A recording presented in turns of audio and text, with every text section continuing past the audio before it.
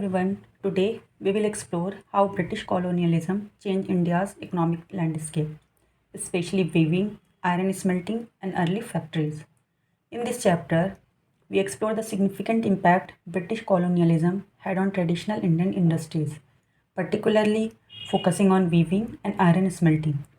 Before the arrival of British rule, India was known worldwide for its fine cotton textile and skilled iron craftsmen. However, colonial policies disrupted these thriving local crafts, leading to economic hardships for artisans and laborers. Despite these challenges, Indian entrepreneurs showed remarkable resilience and adaptability. They began establishing new kinds of industries, notably factories for textile and steel, laying the groundwork for modern industrial India. This chapter tells the story of how colonialism transformed Indian industry, resulting in the decline of old crafts but also the rise of new industrialists like Jamshedji Tata. In this chapter, we will see how colonial policies transformed India's once flourishing craft industry into declining dependent sector. Now, how we will see how India shifted from exporter of fine good to a supplier of raw material.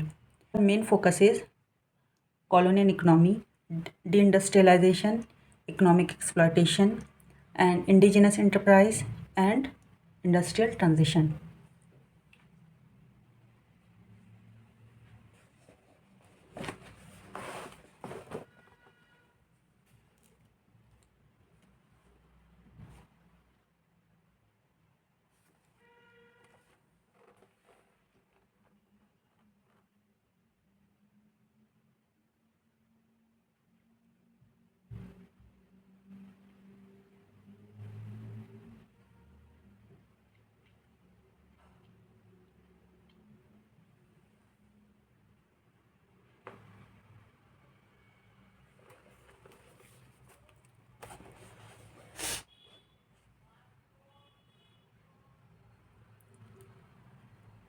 Now let's see what was the impact of colonialism on Indian.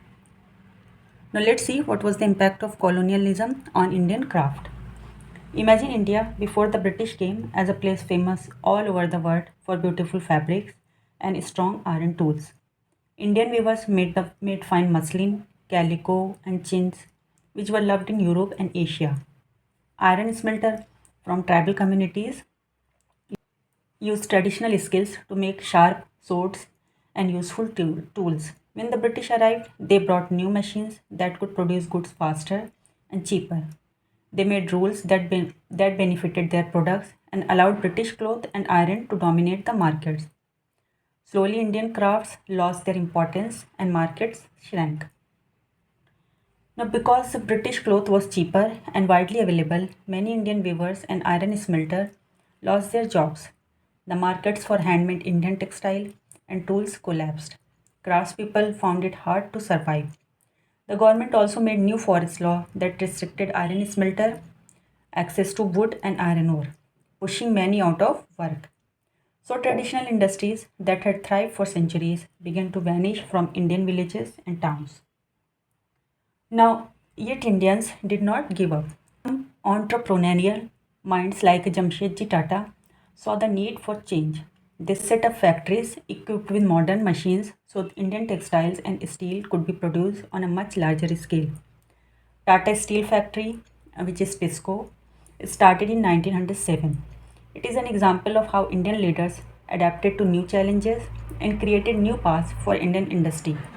These industrialists inspired hope and laid the foundation for a modern, self sufficient India. Now, to sum up, British colonialism brought machine and policies that disrupted India's traditional craft, causing decline. But with resilience, Indian entrepreneurs created new industries that shape today's economic landscape. This journey from traditional artisans to factory owners is a key theme in this chapter. Now, before British rule, India's textiles were the pride of the world. India was famous for fine cotton fabric. Words like muslin, calico, and chintz, bandana, patola, Around 1750, India was the world's largest producer of cotton textile, supplying high quality cloth to countries across Asia, Africa, and Europe.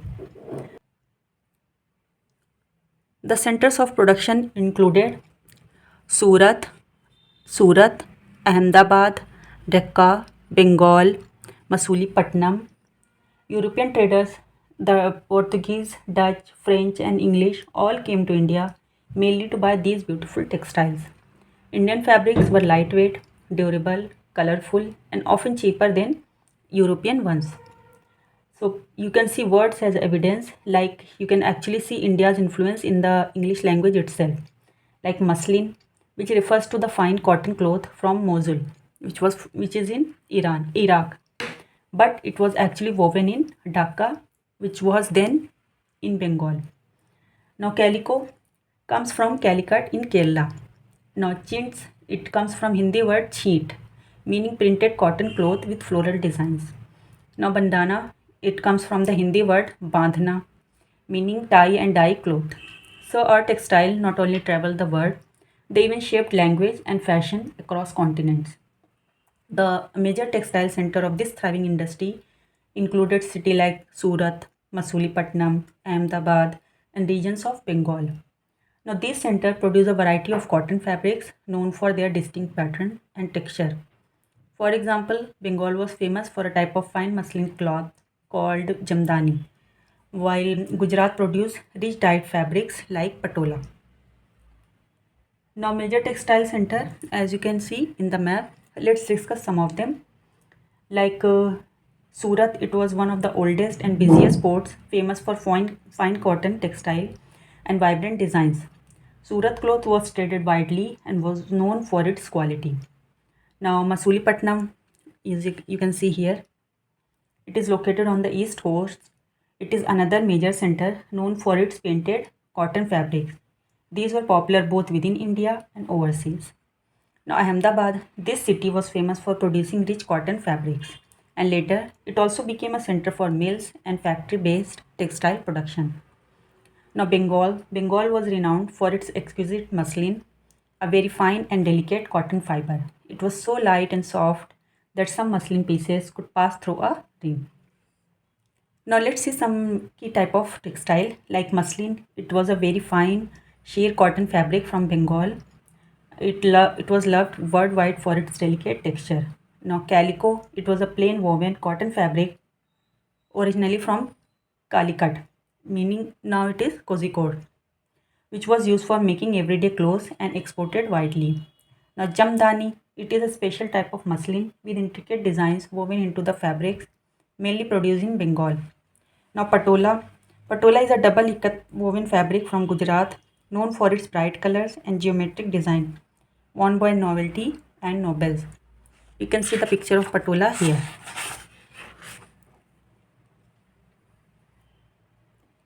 Now, jamdani is a special type of muslin with intricate design woven into fabric, mainly produced in Bengal. You can see the picture of jamdani here.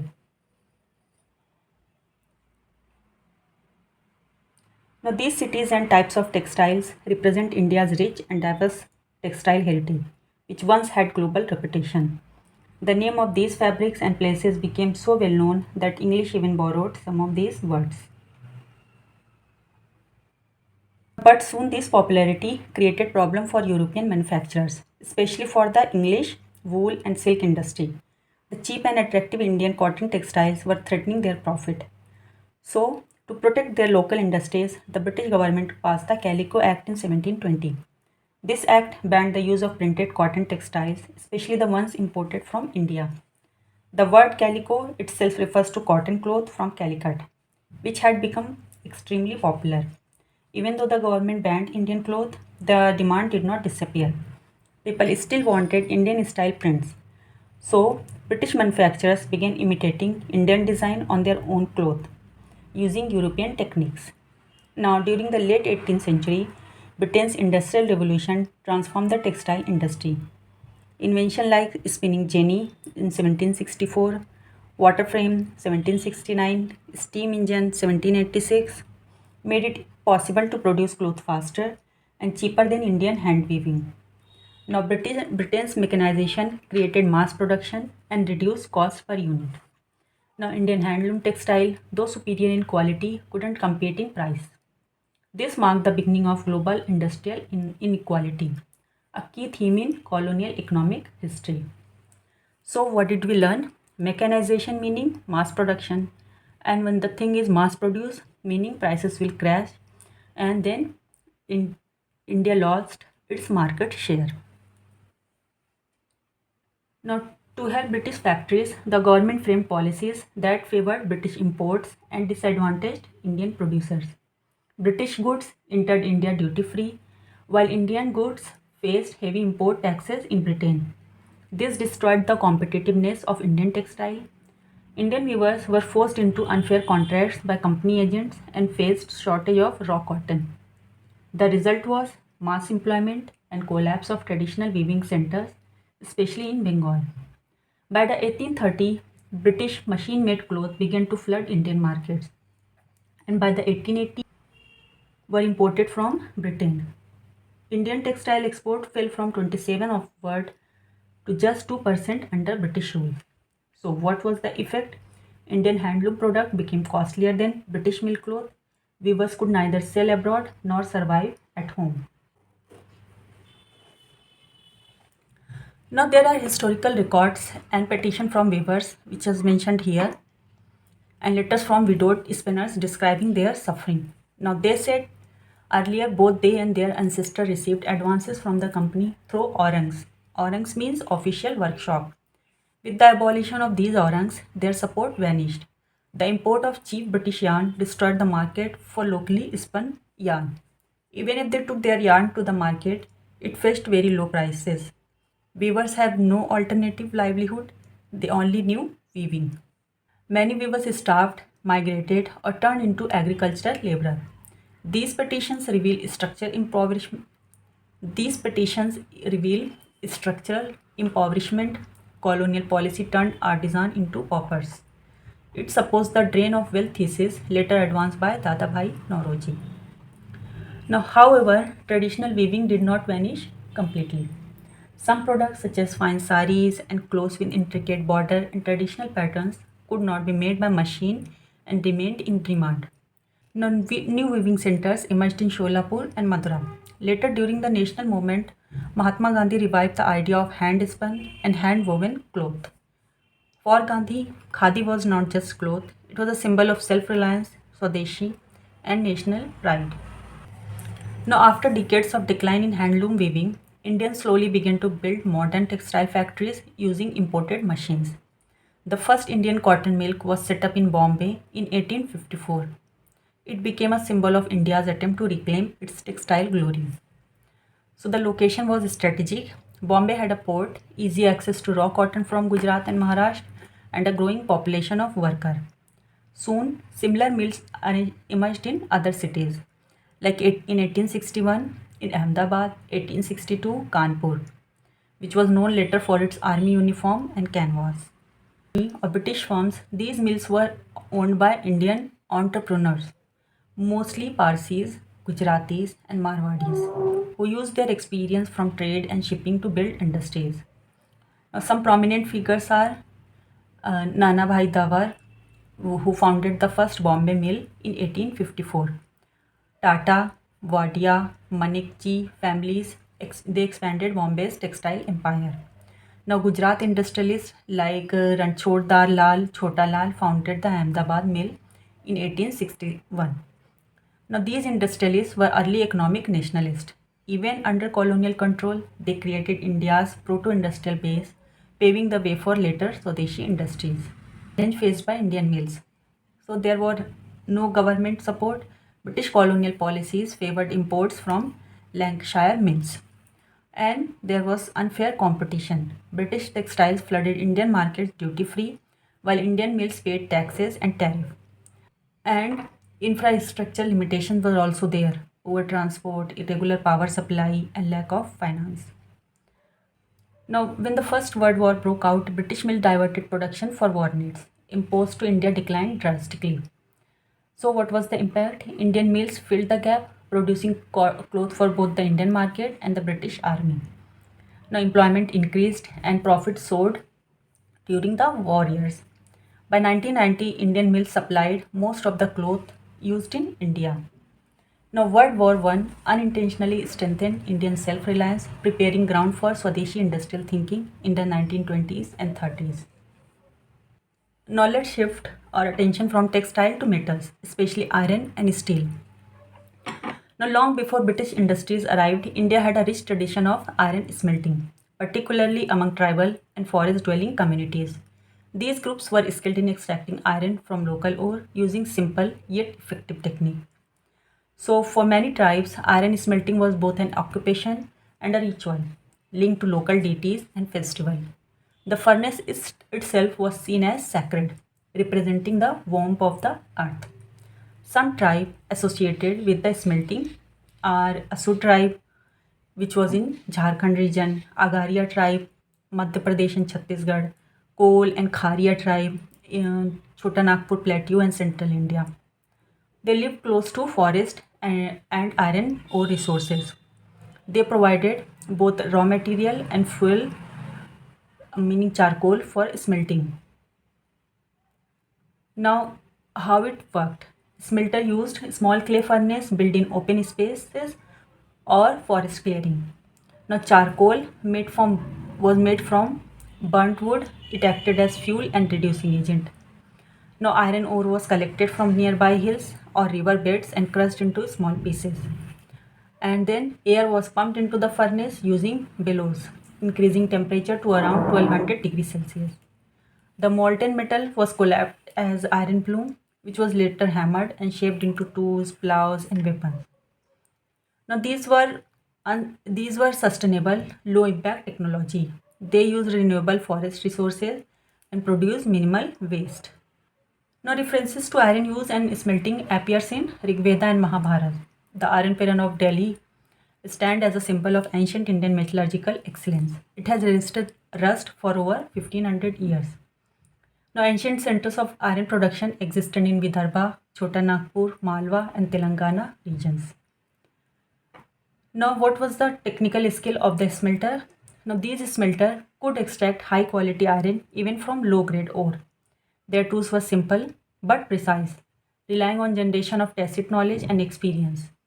The smelted iron was used locally for making agriculture implements, weapon, household tools, and trade goods. Now, smelter understood which trees made the best charcoal and how to prevent deforestation by rotating cutting tree. Now, this sustainable relationship between tribe, forest, and technology sustained rural economies for centuries. Now, traditional iron smelting represent indigenous technologies, ingenuity, and self-reliant rural industry, which was later destroyed by colonial industrial policies and forest laws.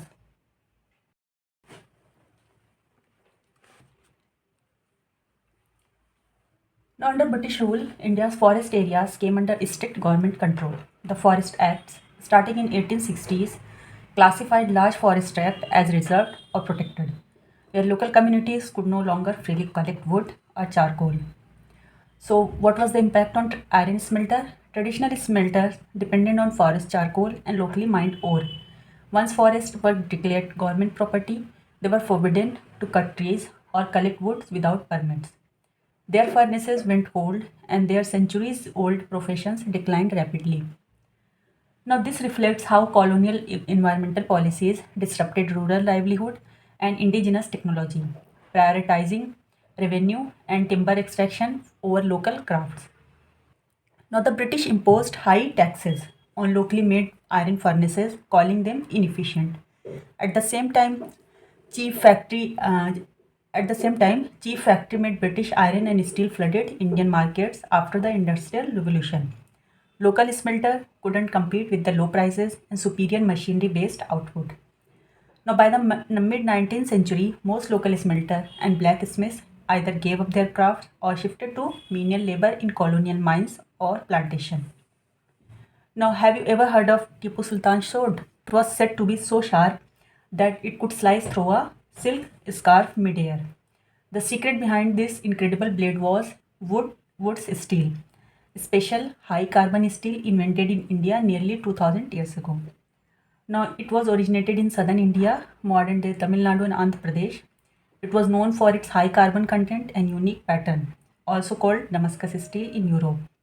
It was famous across the world, from Persia to Syria to Europe, and even inspired early metallurgical research in England. So, what happened to it? The British discouraged local smelting and prioritized imported European steel. By the 1850s, the wood steel industry had almost vanished. When Tipu Sultan was defeated in 1799, his sword was taken to England and scientists there tried to decode its secret composition. So, woods still symbolize India's indigenous technological excellence which declined not because of inefficiency but due to the colonial economic domination and resource monopoly. So, when traditional Indian smelters were losing their livelihood under British rule, a visionary Indian industrialist known as Jamsetji Nusserwanji Tata dreamt of bringing modern steel production to India. He believed that India's future lies in her industries and wanted to prove that Indians could match British industrial technology. Tata's ideas reflected a shift in India's economic consciousness from colonial dependency to industrial nationalism. His project laid the foundation for India's modern heavy industry sector, a symbol of indigenous enterprise under colonial constraint. So the Tata searched across India for an ideal site with iron ore, coal, limestone, and water. These are all essential for steel production. So the discovery of rich iron ore deposits in Singhbhum, now Jharkhand, and coal in nearby Jharia made the area near the Subarnekha and Kharkai rivers perfect. In 1907, Tata Iron and Steel Company, meaning TISCO, was established at Sakchi, later renamed Jamshedpur after Jamshedji Tata.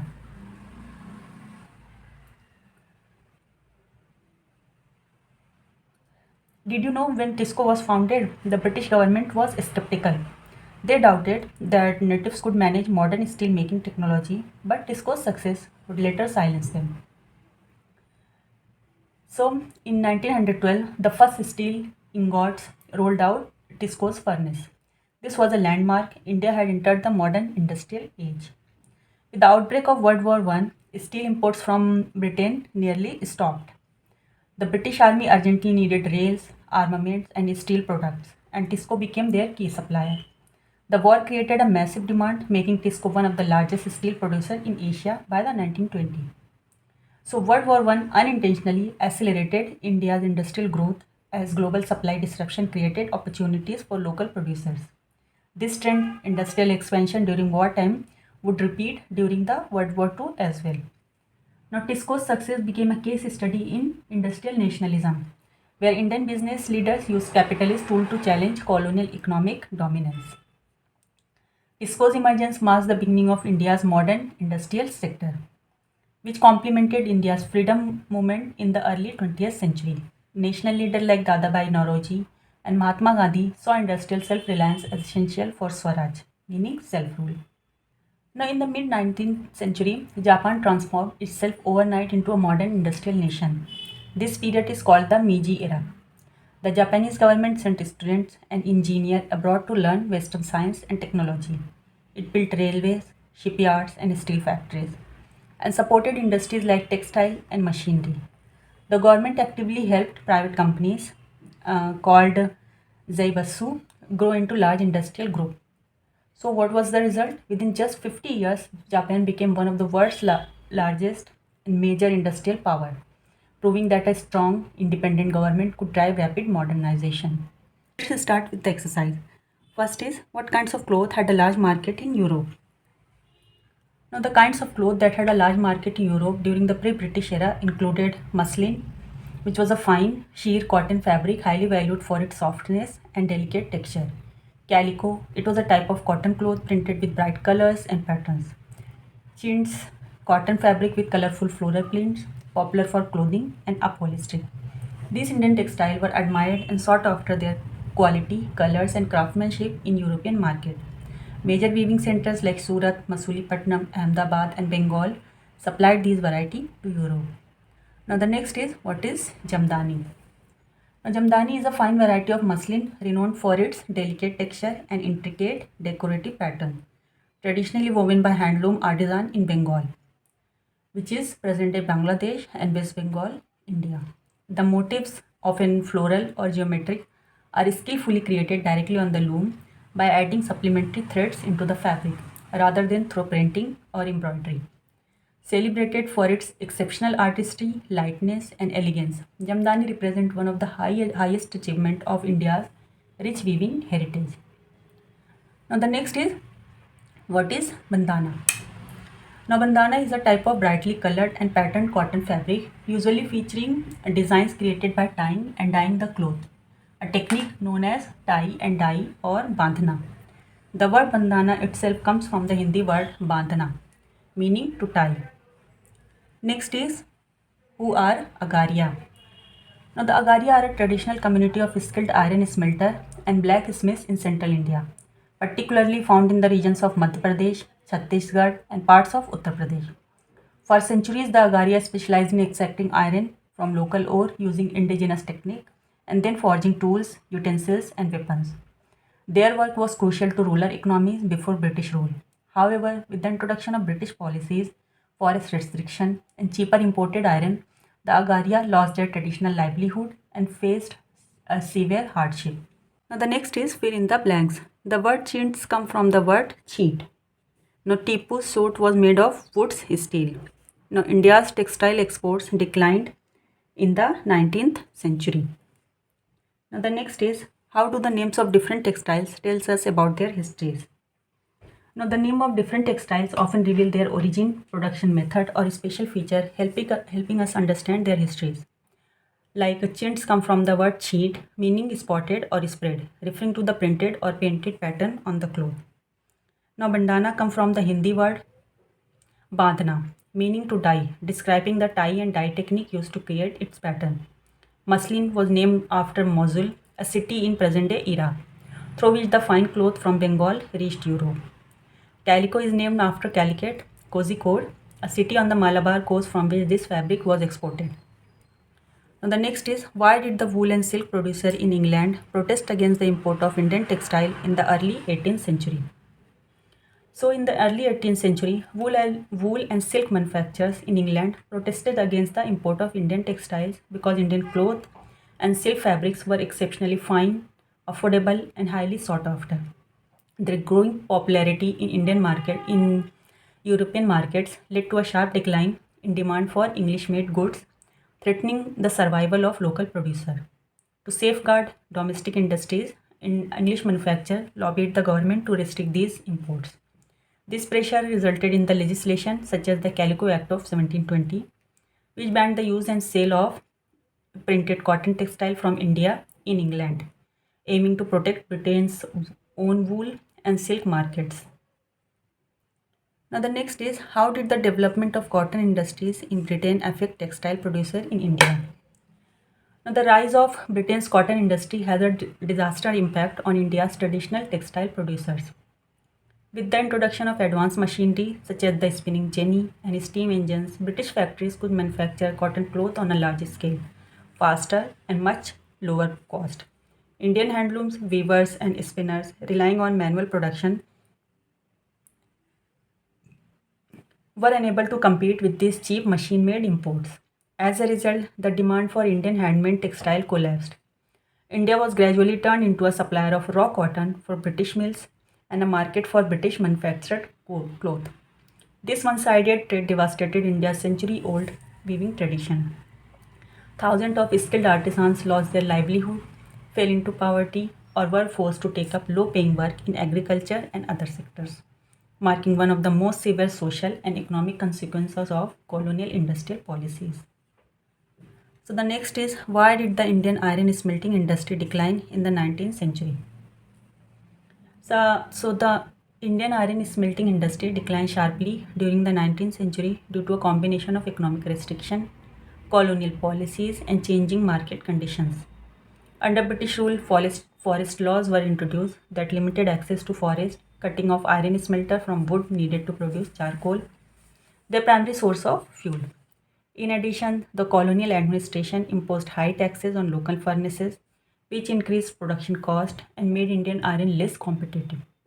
At the same time, cheap, mass produced iron from Britain entered the Indian market in large quantities, further reducing demand for locally made iron. The replacement of traditional weapons and tools with imported steel product also caused a decline in order for indigenous iron workers such as Agaria and other tribal smelting communities. As a result, many traditional iron smelters lost their livelihood, and the ancient art of iron making, once a symbol of India's metallurgic skill, virtually disappeared from several regions by the end of 19th century. Now the next is, what problems did the Indian textile industry face in the early year of its development? In the early year of its development, the Indian textile industry encountered several serious challenges that limited its growth and competitiveness. First, Indian mills faced intense competition from cheap, machine-made British textiles that flooded Indian market. These factory-produced goods were sold at prices far below what Indian manufacturer could match, making it extremely difficult for local mills to survive. Second, there was no government protection or policy support for Indian industries. Unlike Britain, where the government provided subsidies, protective tariffs, and industrial incentives, the colonial administration in India followed a so called free trade policy that benefited British manufacturers while neglecting Indian enterprises.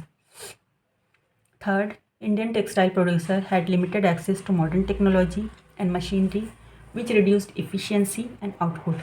Most of the advanced machines had to be imported from Britain, making them expensive and creating a long term dependence on foreign expertise. This also discouraged innovation within India. Additionally, the best quality cotton grown in India was often exported to British mills, leaving inferior raw material for Indian factories. This reduced the quality and competitiveness of Indian textile in both domestic and international markets. Due to these combined difficulties, India's textile industry expanded very slowly during the 19th century. It was only after World War I, when British imports declined and domestic demand increased, those Indian mills finally experienced substantial growth and began to establish themselves as an important part of the national economy. So the next is, what helped TISCO expand steel production during the First World War. Now, the TISCO was able to expand steel production during the First War because the British government's steel imports from Britain dropped sharply. British steel was needed for war in Europe. As a result, India, especially TISCO, became an important supplier of steel for British. The sudden increase in demand for steel for railways, shells, and other military supplies led to a rapid expansion of TISCO's production during this period. Now, in the next video, we will start with the new chapter, that is chapter 7, Civilizing the Natives, Educating the Nation. Thank you.